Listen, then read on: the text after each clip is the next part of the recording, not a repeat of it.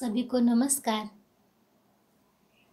सनातन संस्था और हिंदू जनजागृति समिति द्वारा आयोजित इस भाव सत्संग में मैं श्रीमती शिप्रा जुवेकर आप सभी का हार्दिक स्वागत करती हूँ। सर्वप्रथम हम जगत गुरु भगवान श्री कृष्ण जी, स्थान देवता और वास्तु देवता, इनके श्री चरणों में प्रार्थना करेंगे कि आज का ये सत्संग निर्विघ्न रूप से संपन्न हो। विघ्नहर्ता भगवान श्री गणेश जी सत्संग में उपस्थित हैं। अब हम उनके चरणों में श्लोक वंदन करेंगे। वक्रतुंड महाकाय सूर्यकोटि समप्रभ निर्विघ्नं कुरु मे देव सर्वकार्येषु सर्वदा।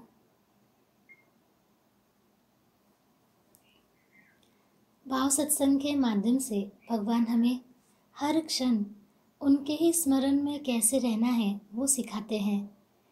हम ये सीख पाएँ, अपने जीवन में उतार पाएँ, तो इसके लिए हमें कुछ उदाहरण से भी तो ध्यान में आना चाहिए। इसके लिए भगवान हर दिन संतों के, भक्तों के उदाहरणों से हमें ये समझाते हैं और ये श्रद्धा दृढ़ कराते हैं कि ईश्वर का भक्त बनना संभव है। आज के काल में भी हम भगवान की भक्ति कर सकते हैं। यही समझने के लिए हम एक श्लोक देखते हैं। आदरेण यथा स्तौति धनवन्तं धनेच्छया तथा चेद् विश्वकर्तारं को न मुच्येत बंधनात्। इसका अर्थ है, धन लालसा से जिस तरह मनुष्य किसी धनवान की स्तुति करता है, वैसे ही यदि कोई विश्वकर्ता अर्थात भगवान की स्तुति करे तो इस संसार के बंधन से कौन मुक्त नहीं हो सकता। इसी श्लोक की प्रचिति देने वाली हमने भक्त श्री रूपकला की कथा कल सुनी थी। हमने जाना था कि किस प्रकार भगवान श्री राम उनकी प्रत्येक चिंता को हर लेते हैं, चिंता नष्ट कर देते हैं, जिसके कारण भक्त श्री रूपकला जी के मन में भगवान श्री राम जी के प्रति ऐसा भक्ति भाव जागृत हो गया कि माया के संबंधन तोड़कर उसी क्षण सब कुछ त्याग कर वे भक्ति साधना के लिए निकल पड़ते हैं। उन्हें तो अपने जीवन की सार्थकता भगवान के चरणों में स्वयं को निछावर कर दूं, इसमें ही दिखाई दी थी और वास्तव में उनका जीवन तो सार्थक ही हो गया था। हमें प्रत्येक कृति ईश्वर प्राप्ति के लिए ही करनी चाहिए। प्रत्येक कृति से हमें भगवान का स्मरण कैसे हो, हम उनके अनुसंधान में कैसे रहें, यही हमें सीखना है। और ईश्वर की इतनी कृपा है कि छोटे छोटे भाव प्रयोगों के माध्यम से, प्रार्थनाओं के माध्यम से, भाव जागृति के प्रयासों के माध्यम से भगवान ये सब हमें सिखा रहे हैं। हमें अपने प्रयासों में निरंतरता रखनी है। तो आज भी भगवान हमें बहुत कुछ सिखाने वाले हैं। वो जानने के लिए सर्वप्रथम हम भगवान श्री कृष्ण जी के चरणों में शरण जाकर प्रार्थना करेंगे।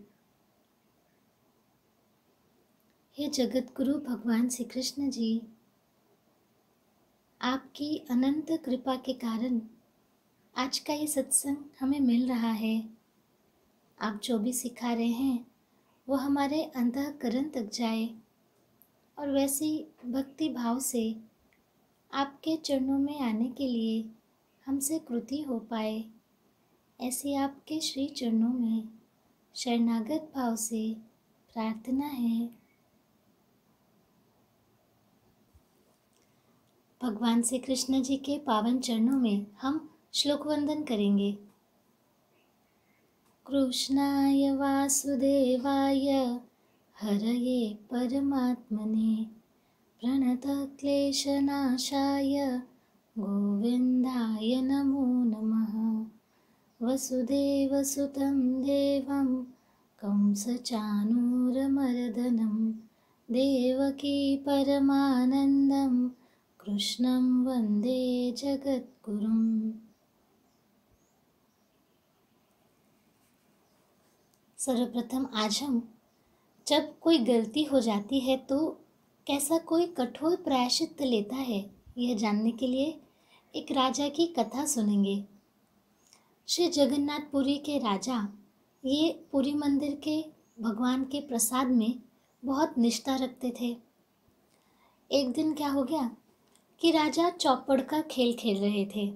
उस समय भगवान श्री जगन्नाथ जी के मंदिर से एक पंडा अर्थात पुजारी जी भगवान का प्रसाद लेकर उनके पास आए।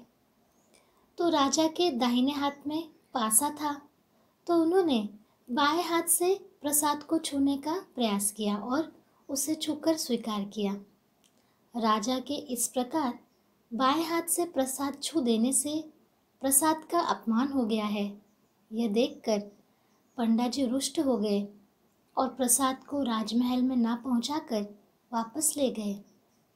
शास्त्रों में प्रसाद की महिमा तो बहुत ही अधिक है, ये हमें पता है।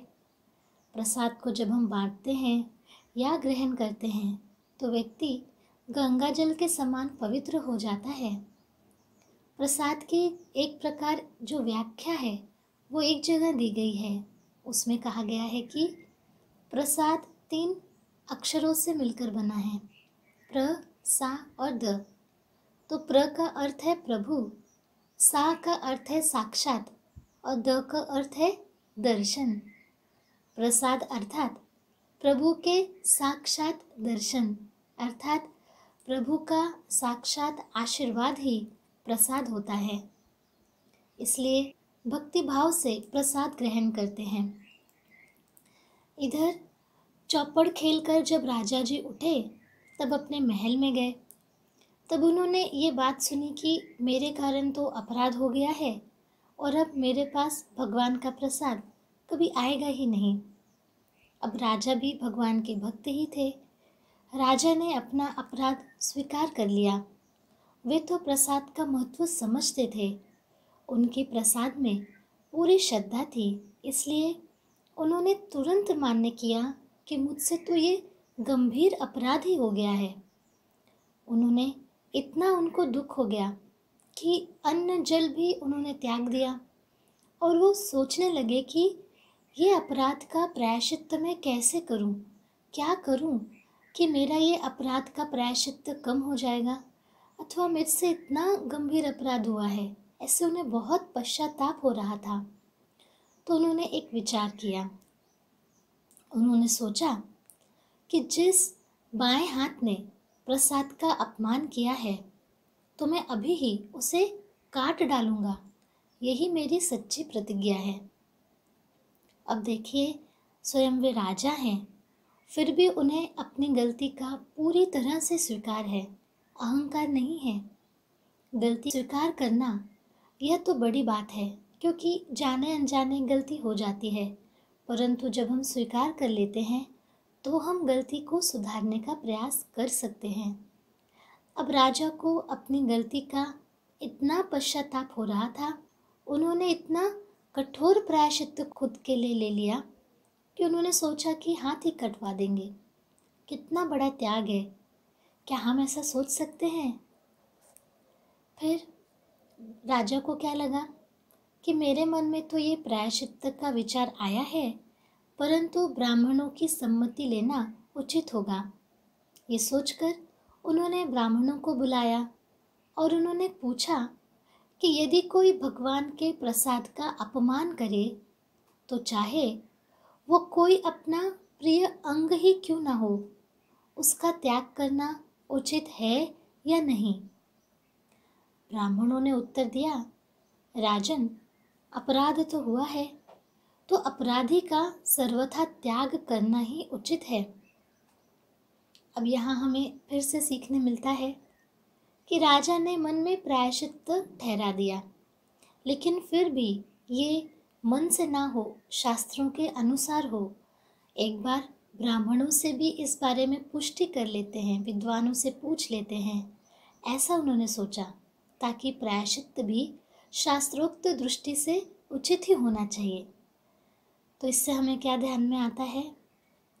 हम ये सीखते हैं कि राजा होने के बाद भी उनमें कितनी विनम्रता है और शास्त्रों के प्रति कितनी श्रद्धा है कि जो शास्त्र बताएंगे मैं वैसे ही करूँगा। और ये भी ध्यान में आता है कि राजा इन्हीं कारणों से उच्च कोटि के भक्त ही हैं। अब ब्राह्मणों ने, विद्वानों ने तो उन्हें बता दिया कि अपराधी का सर्वथा त्याग ही करना चाहिए। तो राजा ने अपने मन में विचार पक्का किया कि अब इस हाथ को तो कटवा ही दूंगा, परंतु मेरे बाएं हाथ को काटेगा कौन? ऐसे उनके मन में विचार आने लगे। वे सोचकर मौन से रहने लगे, थोड़ा खिन्न रहने लगे। उनके इस बर्ताव को देखकर उनके मंत्री ने पूछा कि राजन, आप इस प्रकार उदास क्यों हैं? तो राजन ने कहा, नित्य रात के समय मेरे महल में एक प्रेत आता है और वो मुझे दिखाई भी देता है। कमरे की खिड़की में हाथ डालता है, बड़ा शोर करता है। उसी प्रेत के भय से मैं उदास हूँ, दुखी हूँ। तो मंत्री ने कहा, राजन, आज मैं आपके पास एक पलंग पर सो जाऊंगा और आप अपने को दूसरी जगह छिपा कर रखना। जब प्रेत झरोखे में से हाथ डालकर शोर मचाएगा, तब मैं उसका हाथ काट ही दूंगा। यह सुनकर राजा ने कहा, हाँ, ये बहुत अच्छा होगा, ऐसा ही करना। रात का समय हुआ। मंत्री जी पहरा देते समय वहां पर लेट गए पलंग के पास, और तब राजा अपने पलंग से उठे और थोड़ी देर के बाद झरोखे में हाथ डालकर शोर मचाने लगे। मंत्री ने समझा प्रेत आ गया और तुरंत उसने तलवार निकालकर प्रेत का हाथ काट दिया, यानी राजा का हाथ काट दिया। परंतु देखता है, ये क्या, ये कोई प्रेत नहीं, ये तो स्वयं राजा है। तो उसे ये देखकर बड़ा दुख हुआ और राजा का हाथ कटा देखकर वो लज्जित भी हुआ। सोचने लगा, अरे ये मैंने क्या कर दिया, मैं तो बड़ा मूर्ख हूँ, मेरे से एक पाप हो गया। उसका यह पश्चाताप देखकर राजा ने कहा, तुम चिंता मत करो, तुम तो निर्दोष हो। वास्तव में मैं ही प्रेत था, क्योंकि मैंने ही प्रभु का प्रसाद आदर से स्वीकार नहीं किया। ये तो मेरा ही अपराध है। तो राजा की प्रसाद के प्रति ऐसी निष्ठा थी। भगवान ने देखा कि मेरा भक्त राजा इस प्रकार अपने को प्रायश्चित दे रहा है, तो श्री जगन्नाथ भगवान जी ने क्या किया? उन्होंने अपने पंडों को आज्ञा दी और कहा, अभी के अभी मेरा ये प्रसाद लो और राजा को जाकर दे दो, और उसका जो कटा हुआ हाथ है वो यहाँ मंदिर के बाग में लाकर लगा दो। भगवान की आज्ञा मिलते ही सभी पंडे लोग प्रसाद लेकर अक्षरशः दौड़ते दौड़ते राजा के पास जाने लगे, और राजा भी उन्हें दौड़ते आते हुए देखकर स्वयं पंडों के पास जाने लगे। पंडों ने उन्हें प्रसाद दिया तो राजा ने हमेशा की भांति दोनों हाथ आगे करने का प्रयास किया। ऐसा करते ही राजा का जो बायां हाथ कटा था पुनः वापस आ गया, और उसने दोनों हाथों से प्रसाद ग्रहण किया, उसको मस्तक पर लगाया, हृदय से लगाया, और भगवान की कृपा का ये अनुभव करके उनको बहुत ही आनंद हुआ। उनको तो बस कृतज्ञता ही लग रही थी। अब जो वहाँ पंडे लोग थे, उन्होंने राजा का जो कटा हुआ हाथ नीचे पड़ा था उसे ले आए और बाग में लगा दिया। ऐसा कहा जाता है कि यही हाथ वृक्ष बन गया, और इसके पत्र, इसके पत्ते, इसके पुष्प आज भी भगवान जगन्नाथ जी को अर्पित होते हैं, क्योंकि इसकी सुगंध भगवान को बड़ी प्रिय है। हमने जो ये छोटा सा प्रसंग सुना, उसमें राजा की भगवान के प्रसाद में जो अनन्य श्रद्धा थी वो हमें सीखने मिली। इसीलिए प्रसाद का उनसे अनादर हो गया एक बार, तो उनको इतना अधिक पश्चाताप हुआ कि इतना बड़ा प्रायश्चित उन्होंने ले लिया और इतना बड़ा त्याग सहजता से किया। उनको जो पश्चाताप होता है उसके कारण उनका हृदय निर्मल हो गया। उनके त्याग के कारण उनमें भक्ति जागृत हुई, और इसी भक्ति के कारण भगवान की कृपा उन्हें पुनः प्राप्त हो गई। प्रायश्चित करने वाले की आत्मा अपने आप ही पाप से मुक्त हो जाती है, ये हमें सीखने मिला। प्रायश्चित जब हम लेते हैं तब हमारा मन निर्मल होता है। वास्तव में तो हम सभी जीवन में बहुत सारी गलतियां होती हैं, छोटी बड़ी। कभी मन से होती है, कभी शरीर से होती है, कभी वाणी से होती है। गलतियां हो जाती हैं।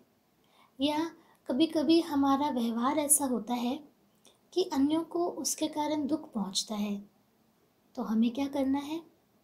हमें भी अपनी गलतियों के लिए प्रायश्चित लेना चाहिए। पर उसके लिए क्या है आवश्यक कि जब हमें अपनी गलती का स्वीकार होगा तभी हम खरा प्रायश्चित पूरे मन से ले सकते हैं। तो जब हमें गलती का पश्चाताप होता है, उस समय पाप को नष्ट करने के लिए प्रायश्चित हम लेते हैं। तो हमें पहले तो क्या करना है? हमसे गलतियाँ कहाँ कहाँ हो रही है, हमारे बर्ताव से कौन कौन दुखी हो जाता है, अथवा क्या क्या गलतियाँ हम करते हैं, ये चिंतन करें, उसे स्वीकार करें। क्योंकि गलती हुई तो कर्म के नियम के अनुसार पाप तो लगने ही वाला है। अच्छे कर्म किए तो पुण्य मिलेगा, गलत कर्म किए तो पाप होता है। गलती भी गलत कर्म में ही आती है। तो ये पाप दूर होना चाहिए, इसलिए गलती होने के बाद प्रायश्चित लिया जाता है। तो सर्वप्रथम हम गलती मन से स्वीकार करें, उसके बाद प्रायश्चित लेने का प्रयास करें। पर हाँ, ध्यान रखें कि हम इतना बड़ा प्रायश्चित तो राजा की तरह ले नहीं सकते। भगवान दयालु हैं, उन्होंने बहुत सारे हमें प्रसंग दिए हैं जहाँ हम प्रायश्चित छोटे छोटे ले ही सकते हैं। जैसे दिन भर अगर हमने किसी का मन दुखाया अथवा हमसे कोई बड़ी हानि हो गई, जाने अनजाने हमसे किसी का अनादर हो गया, तो उसका हमें पश्चाताप होना चाहिए। पहली बात, गलती स्वीकार होनी चाहिए और कुछ तो प्रायश्चित लेना चाहिए। तो थोड़े से प्रायश्चित के उदाहरण आपको बताते हैं, आपकी स्थिति के अनुसार आप तय कर सकते हैं। प्रायश्चित अर्थात जिससे हमें भान हो कि हमसे गलती हुई है। मान लीजिए सुबह उठते ही चाय पीने की आदत है, तो हम अपनी गलती का एक प्रायश्चित ले सकते हैं कि आज मैं सुबह उठकर चाय नहीं लूँगी। अथवा किसी किसी को चाय की बहुत लत होती है, तो वो ये भी प्रायश्चित ले सकते हैं कि इस गलती के लिए एक दिन मैं चाय नहीं लूँगी। ऐसा भी कर सकते हैं। जो काम हमें पसंद नहीं है वो हम कर सकते हैं प्रायश्चित के रूप में। जैसे कि हमें रसोई घर में कुछ काम पसंद नहीं है, वो कर सकते हैं। खड़े होकर नाम जप कर सकते हैं। इस प्रकार अलग अलग पद्धति से अनेकों प्रायश्चित हम ले सकते हैं। आपको सूझता है तो आप भी ले सकते हैं। इसमें कोई अड़चन है, प्रश्न है, शंकाएं हैं, आप हमें संपर्क कर सकते हैं। हमें तो भगवान ने कृति करने के लिए थोड़ा समय दिया है, तो इस कृति के स्तर पर प्रयास हम यही करें कि गलतियां लिख कर लें, उसके सामने हम क्या प्रायश्चित लेंगे वो लिख सकते हैं। ये लेने के बाद आपको ध्यान में आएगा कि गलतियां पुनः ना हो, इसके लिए भगवान ही हमसे प्रयास करवा के ले रहे हैं। इसके बारे में आपको कुछ अनुभव आए हैं तो वो भी आप हमें बता सकते हैं। गलतियां कम करते करते, अपना रजतम कम करते करते भाव भी बढ़ाना है। भाव बढ़ाने के लिए हम प्रयास तो कर ही रहे हैं। तो आज हम भाव विश्व में जाएंगे। यह भाव विश्व की यात्रा आज कहाँ है? तो है राजस्थान में। राजस्थान में माउंट आबू करके एक स्थान है, वहाँ से 15 किलोमीटर की दूरी पर गुरु शिखर है। वह गुरु शिखर पर भगवान दत्तात्रेय जी का मंदिर है। आज हम उसी के दर्शन करेंगे। पहले जान लेते हैं संक्षिप्त में गुरु शिखर के बारे में। गुरु शिखर चोटी राजस्थान के सिरोही जिले में माउंट आबू से 15 किलोमीटर की दूरी पर अरावली क्षेत्र की सबसे ऊंची चोटी है। ये 1722 मीटर की ऊंचाई पर स्थित है। इस भव्य चोटी तक दर्शन के लिए पैदल ही जाया जाता है। यात्री पहाड़ की चोटी से अरावली क्षेत्र का पूरा दृश्य देख सकते हैं। इसी स्थान पर भगवान गुरु दत्तात्रेय जी का एक प्राचीन मंदिर है जो इस पर्वत की चोटी पर स्थित है। इस पर्वत पर स्थित अन्य भी मंदिर हैं जैसे शिव मंदिर, मीरा मंदिर और चामुंडा मंदिर। इस शिखर को गुरु शिखर कहा जाता है क्योंकि देवताओं के गुरु माने गए भगवान दत्तात्रेय जी इस स्थान पर आए थे और उन्होंने ही इस स्थान को प्रतिष्ठित किया है। एक गुफा है, वहाँ पर वो आए थे और उनके चरणों के पवित्र चिन्ह भी आज भी वहाँ उपस्थित हैं। गुरु शिखर के उत्तर पश्चिम की ओर कुछ दूरी पर दत्तात्रेय देवता जी की माता अहिल्या जी इनके मंदिर है, वो भी हम देख सकते हैं। शिखर का और एक बड़ा आकर्षण है, वहाँ एक विशाल घंटी है जिसके बारे में वहाँ स्थित शिलालेख के अनुसार इसे विक्रम संवत 1411 में स्थापित किया गया। ऐसी ऐतिहासिक घंटी का नाद मंदिर से लंबी दूरी तक सुनाई देता है। हालांकि यह घंटी अभी प्रतिस्थापित कर दी गई है क्योंकि पुरानी घंटी बिखर गई थी, तो उसके लिए नई घंटी वहाँ लगाई है। अब हम क्या करेंगे, ऐसे सुंदर दत्त क्षेत्र में जाने का प्रयास करेंगे। पितृपक्ष तो चल ही रहा है, दत्तात्रेय देवता की कृपा हम पर हो ही रही है। उन्हीं दत्तात्रेय देवता को और अनुभव करने के लिए हम ये भाव प्रयोग करेंगे। हम अपने हाथ जोड़ेंगे, अपने नेत्रों को बंद करेंगे। हम दर्शन में जाने से पहले भगवान दत्तात्रेय जी का स्मरण करेंगे। हम मन ही मन भगवान दत्तात्रेय जी की पादुकाओं का ध्यान करेंगे। दर्शन में जाने से पहले स्वयं को गंगा जल से शुद्ध करेंगे। श्री दत्तात्रेय जी की पादुकाओं के ध्यान से हमारा शरणागत भाव बढ़ रहा है। हम श्री गुरुदेव दत्त यह नाम जप करते हुए माउंट आबू अब पहुंच गए हैं। यहाँ की स्वच्छ वायु, प्राकृतिक सौंदर्य से हमारा मन कितना प्रसन्न हो रहा है। भगवान के दर्शन की आस लिए हुए हम गुरु शिखर के निकट पहुंच गए हैं और उसकी चढ़ाई आरंभ कर दिए हैं। चारों ओर अरावली पर्वत श्रृंखलाओं का मनोरम दृश्य मन को उत्साहित कर रहा है। प्राकृतिक सुंदरता हमें दिख रही है। हम मंदिर के निकट पहुंचने ही वाले हैं। दूर से सफ़ेद पत्थर से बने भव्य मंदिर को देखकर मन बहुत आनंदित हो रहा है। हम मंदिर के पास पहुंचे हैं।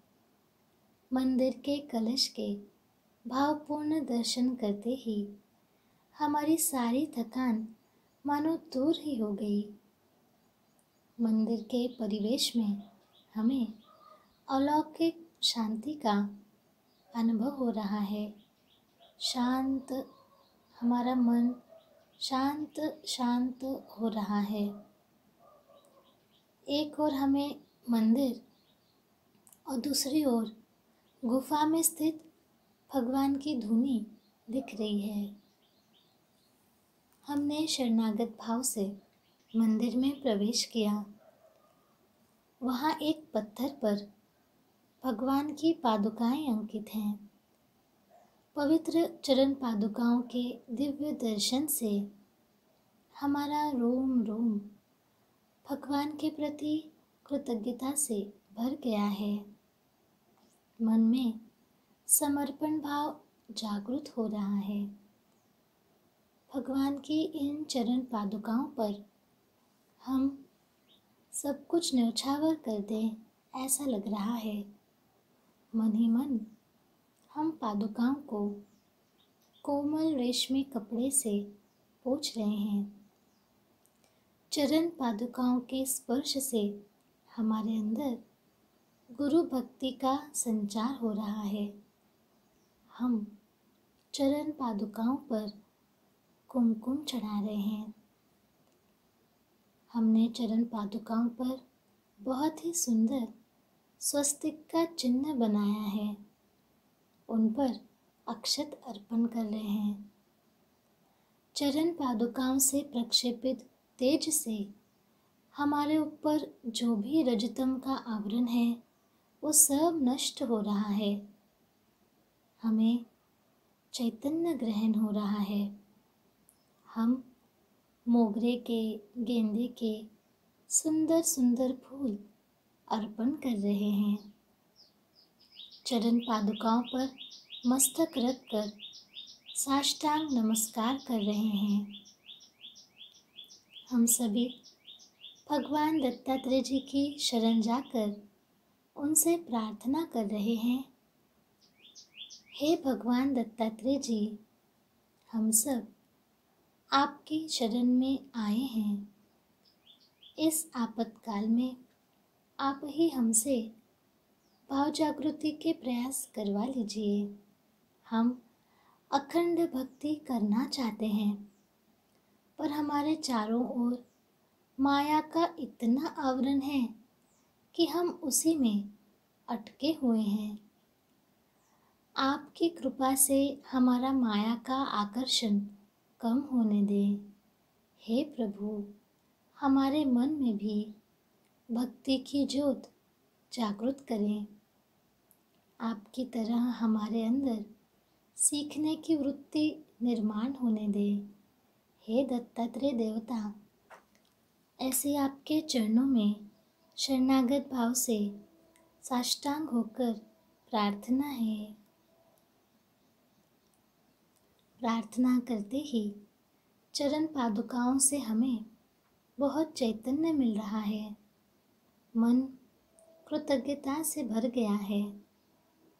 यही अनुभूति हमारे हृदय में सदैव रहे, ऐसा हमें लग रहा है। इस शिखर के शांत वातावरण में हम कुछ देर बैठकर श्री दत्तात्रेय जी का ध्यान कर रहे हैं और श्री गुरुदेव दत्त यह नाम जप कर रहे हैं। हम भगवान के चरणों में प्रत्येक नाम जप अर्पण कर रहे हैं।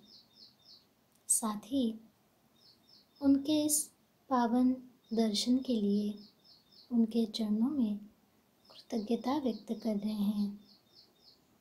हम सभी कृतज्ञता व्यक्त कर यहाँ रुकेंगे और धीरे धीरे अपनी आंखें खोलेंगे।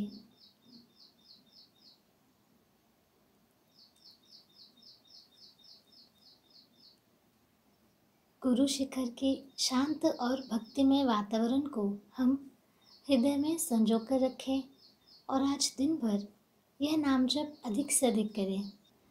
आज हम एक काम और कर सकते हैं कि दिन भर अपने मोबाइल पर श्री गुरुदेव दत्त यह नाम जप लगा कर रख सकते हैं। तो ये नाम जप आप चैतन्यवाणी ऐप से ले भी सकते हैं। यह नाम जप लगा कर रखने से हमें अधिक से अधिक नाम जप का स्मरण होगा। हमें ईश्वर के अनुसंधान में रहना है, यह हमें भान होगा और हमें प्रत्येक कृति भावपूर्ण करनी है, इसका भी हम ध्यान रखेंगे।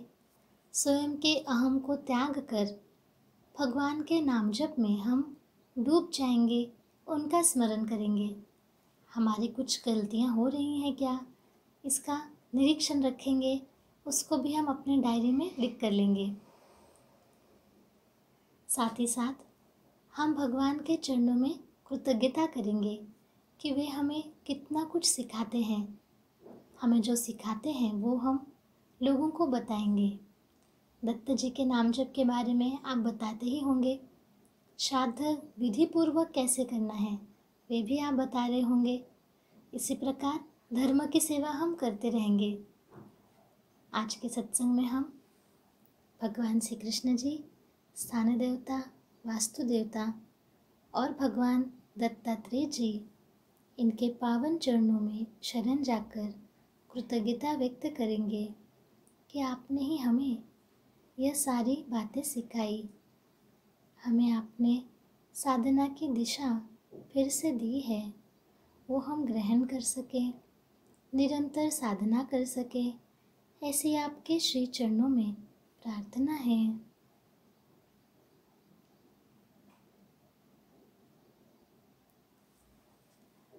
आज के सत्संग में इतना ही। मिलते हैं कल के भाव सत्संग में। तब तक के लिए सभी को नमस्कार। हिंदू जनजागृति समिति के धर्म प्रचारक संत पूजनीय नीलेश सिंगबार जी, इनके द्वारा सनातन संस्था के नए ऐप श्राद्ध का लोकार्पण हुआ है।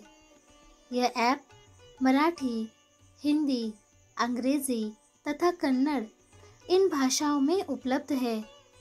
अब हम देखेंगे इस ऐप की कुछ विशेषताएं।